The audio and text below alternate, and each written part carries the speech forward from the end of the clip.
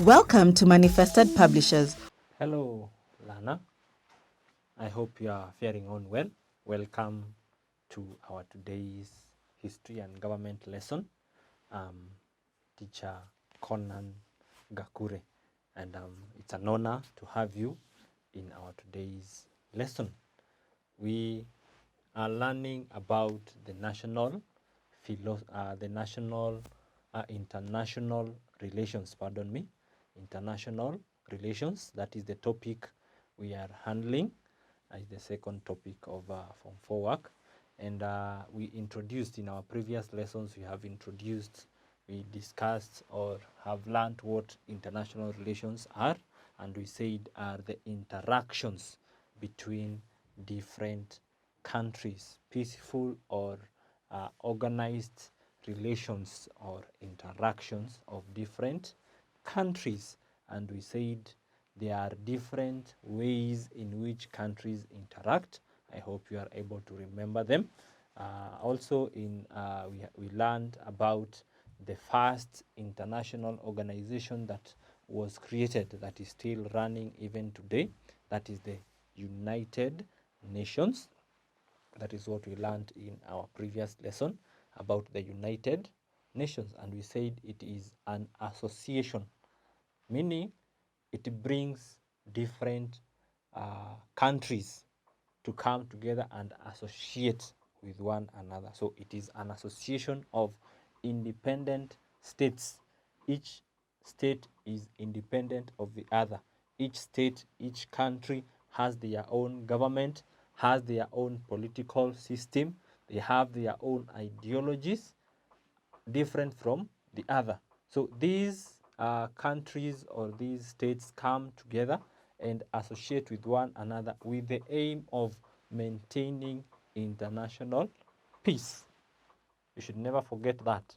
The main reason why countries or why the United Nations was created was to make sure or make every effort to see that there is maintenance of international or world peace, that there would be no conflicts, or if there are conflicts, that because they always exist where there are human interactions, there will be conflicts, that these conflicts are able to be dealt with peacefully, and measures are put in place to make sure that there is peace. And we looked at how the United Nations was created, and we said we mentioned that it was formed during a conference that was held in the USA in San Francisco, that is in June in 1945, and different countries came together. They formed a charter, which is a kind of an agreement, or that laid out rules or regulations that each and every member of that United Nations was supposed to follow. So when you talk of members, we are talking of individual countries. So countries belong to the United Nations as members. So Kenyans are represented in the United Nations as one country, the Kenyan country. So members are the different countries that have come together to form the United Nations. We also learned about the aims or the objectives of the United Nations as it was laid out in the charter that was signed or ratified by most of the countries. We said initially at the start only 50 members were in the United Nations, but as we are speaking, we have almost 193 countries that have ratified the UN Charter or the United Nations Charter, and they have become members of the United Nations. So in our today's lesson, we're going to have a subtopic which is the organization. So the subtopic that we are going to learn is the organization. The organization of the United Nations. So that is the subtopic that we are going to learn. So by the end of our lesson today, you should be able to mention, or you should be able to describe one arm of the United Nations. We are going to see how it has been organized. So in an effort to make sure that the UN has been able to achieve its mandate, and as we have mentioned, I'll continue to insist this, the biggest mandate of the United Nations is to make sure that there is peaceful interrelations or peaceful interactions between the countries, to make sure that the world peace has been maintained. That is the biggest aim, among other aims, as we have already discussed. So to make sure that these aims of the United Nations, or the objectives of the United Nations, have been achieved, the UN crafted 6 organs. It crafted 6, or it put in place 6 organs. So it had different organs or arms to help make sure that the objectives or the aims of the United Nations have been reached. So the basic, or the basic organ of the United Nations. So when you talk of an organ, is like a branch. For example, when you talk of a government, that is the most basic example that I can give. A government has different organs or arms or branches that help it govern the people. For example, in Kenya, the Kenyan government has 3 organs, right? That is the judiciary, the executive, and the legislature. So these are different arms of government. So the UN instituted 6 organs. It has 6 of them, 6 organs, to make sure that the mandate or the objectives of the UN have been achieved. So the first one is the General Assembly, which is like the basic one, or the most basic one. So we have number 1, the General Assembly. That is 1. Then we have the Security Council. The Security Council is the next arm. And then number 3, we have the International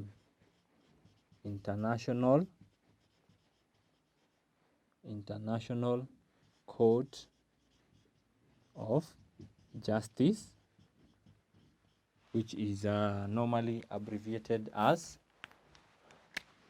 ICJ, right? ICJ, International Court of Justice. And then number 4, we have the Economic and Social Council. The Economic and Social Council. And then number 5, we have the Trusteeship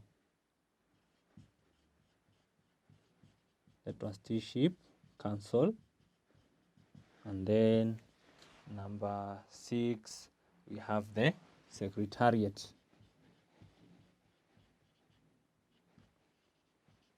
The Secretariat. So these are the different organs of the United Nations. So let me draw a chart to help you visualize how these organs are interrelated. So the most basic one, we have the General Council. The General Assembly, not Council. The General Assembly.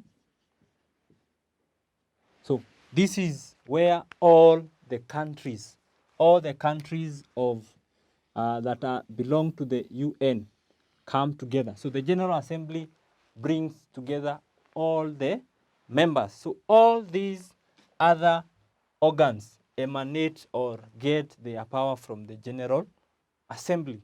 The General Assembly brings together all the members, all the countries that are part of the United Nations. When they come together, they are known as the General Assembly. And we are going to be discussing more each and every one of them. Then from that, we have now the different arms, or we have the different arms. We have talked of the Secretariat is one of them. We have the Secretariat.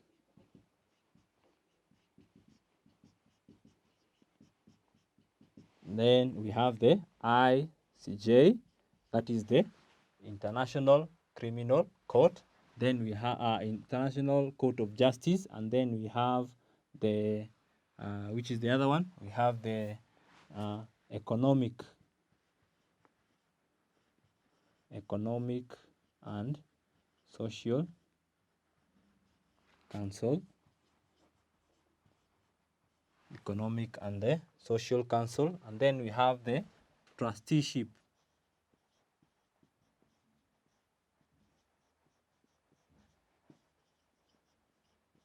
Council, and then lastly we have the Security Council.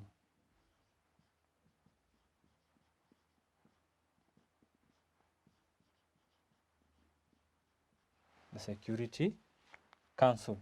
So you find all these organs are all related to are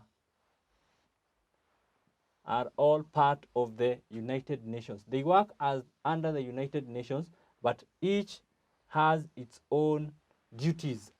So each and every organ, as you have mentioned, the General Assembly, when all the countries come together, they come out with a specific agenda, or they have their duties when they come or meet together. The Secretariat, the International Criminal Court of Justice, we have the Security Council, we have the Trusteeship Council, and then we have the Economic and Social Council. And we are going to be discussing each and every one of them. What are their duties? Who are the members who are contained in that? So let us start by looking at the General Assembly as the first organ. The General Assembly. The General Assembly. Remember, it is the General Assembly of the United Nations. We are talking of the United Nations as an international organization. So the General Assembly, this is, as I have already mentioned, all members are contained in this organ. All members, each and every member who has ratified the UN Charter becomes an automatic member, or becomes part of the General Assembly. So all these members or the countries meet once every year. They meet yearly. They meet yearly. We have yearly meetings. So you'll find these countries coming together once each and every year to discuss the different issues affecting the world peace, or that are involving the members of the world, or countries, the world at large. So you find them coming together. So when they come together, that assembly is referred to as the plenary session. So they come together, they discuss the different issues, and we are going to look at what are the functions of the General Assembly. And then when there is an issue to be discussed, or for countries to make a decision is made by voting. A decision is made by voting. They vote, and a simple 2/3 majority is required. A simple 2/3 majority is required for a decision to be made by all the members. So if 2/3 of the membership of the General Assembly decides on an issue, that decision is taken to mean that every member, or it is supposed to affect all those members, or to affect the whole organization through the 2/3 majority. So each country is given one vote. Each country is given one vote.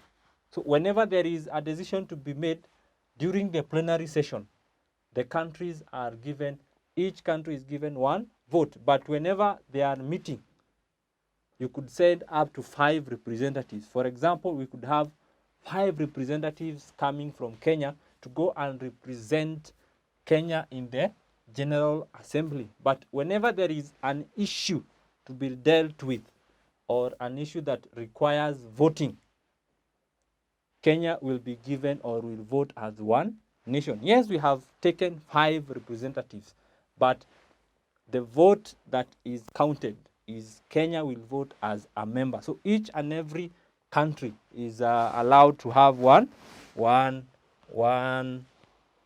vote. Then what languages? Remember, now we are talking of several countries coming together.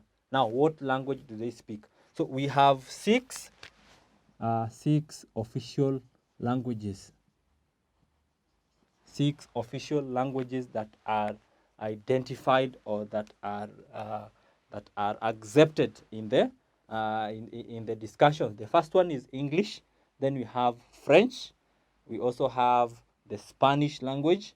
We have the Chinese, Russian, and Arabic languages. I've said there is English, there is French, there is Spanish, there is Chinese, there is Russian language, and then we have the Arabic language. So those are the official languages that are accepted in the United Nations. So if you speak any of those languages, you can be able to address the plenary as you speak. You can speak in either Chinese, you can speak in Russia. In Russia, you can speak in English, or those. So now let us ask ourselves now.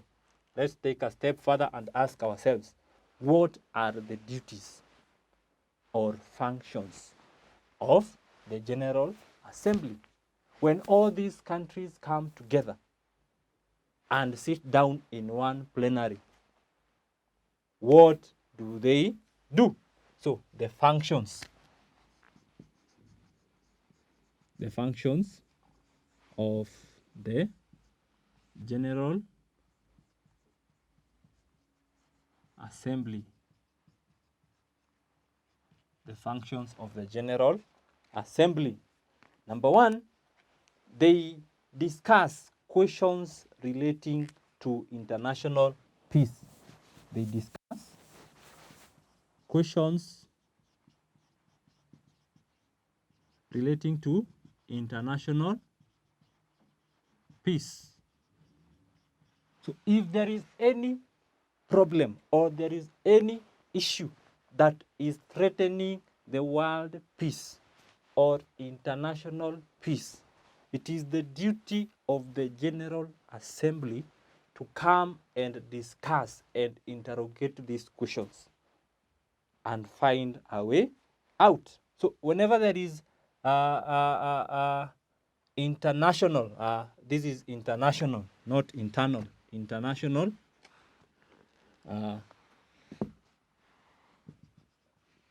international peace and security. So in case there is anything that is affecting or threatening the peace of the world, it is the duty of the General Assembly to discuss them. And then number 2, they admit new members. Any country desiring to join the United Nations, it is the duty of the General Assembly to admit them. They discuss on the eligibility of that member to become a member of the United Nations. Also, they dismiss members. So if you are a member of the United Nations and you are not following the charter or the regulations that have been accepted or the resolutions that have been passed by the United Nations through the General Assembly, it is the duty of the General Assembly to decide to remove you or to remove the membership of that particular country. And then it makes recommendations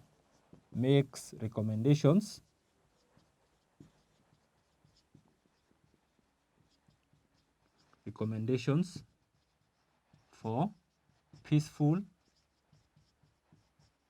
settlements. So whenever there is a conflict between countries or there is issues affecting the world, they make recommendations on what actions to be taken.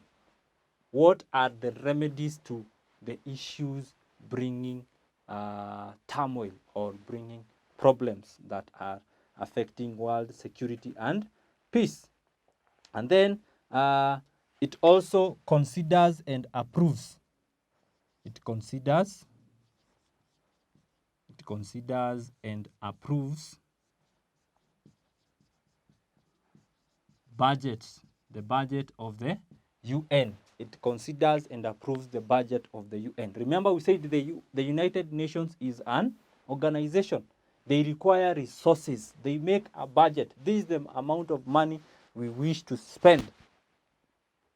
So how it is the duty of the General Assembly to say this is reasonable or this is not reasonable. We are going to accept this, we are not going to accept this. Because as we are going to learn later, it is the same countries that contribute monies to run the United Nations. So it is the duty of the General Assembly to consider and pass the budget of the UN, of the United Nations. And then the next point or the next function, they maintain peace. They maintain peace through sanctions. So they can impose sanctions, economic sanctions against a certain country that is affecting or that has been an aggressor. For example, a country is inciting or is going against another country. So it is the duty of the General Assembly to give sanctions to that country to make sure that it has fallen in line. That is another duty. The next duty that we can note is that it makes recommendations within the scope of the United Nations Charter that affect powers and functions of the UN. So they change the powers. So if they want to increase the powers of the United Nations or they want to limit the powers of the United Nations, it is the duty of the General Assembly to amend or to bring a change to those powers. And then it elects, number 6, it elects non-permanent members of the Security Council. So as we are going to learn, when we look at the Security Council, we have members, we have permanent members and non-permanent members. So it is the duty of the General Assembly to appoint the different members to serve as non-permanent members of the Security Council. We are going to learn more about that when we study the Security Council. And then they also number 7, they, together with the Security Council, they elect the judges that serve in the International Court of Justice. So they work together with the Security Council to elect judges to the International Criminal Court of Justice. And then they initiate military action. They also initiate military action against aggressors. So in case one member has decided to take upon themselves and attack another country, it is the duty of the General Assembly to initiate or command military action. The other duty or the other function, they also investigate disputes. In case there is a dispute between members, it is the duty of the General Assembly to investigate these disputes and give a way forward. And then lastly, they facilitate the realization of human rights. They make sure that the human rights, which is the most essential part of the United Nations Charter, they make sure that the human rights have been observed and have been followed by each and every member. So today we have started looking at the organization of the United Nations, and we have said the United Nations has 6 organs or has 6 principal organs, led by the General Assembly, the Security Council, the International Court of Justice. We have the Economic and Social Council, the Trusteeship Council, and lastly the Secretariat. So as we end our lesson today, allow me to give you several questions that are going to help you revise for what we have learned today. So allow me to give you these questions. Revision questions from our today's lesson. So the first question is, name the organs of the UN. Name the organs of the UN. That is number 1. Number 2, which are the official languages used in the General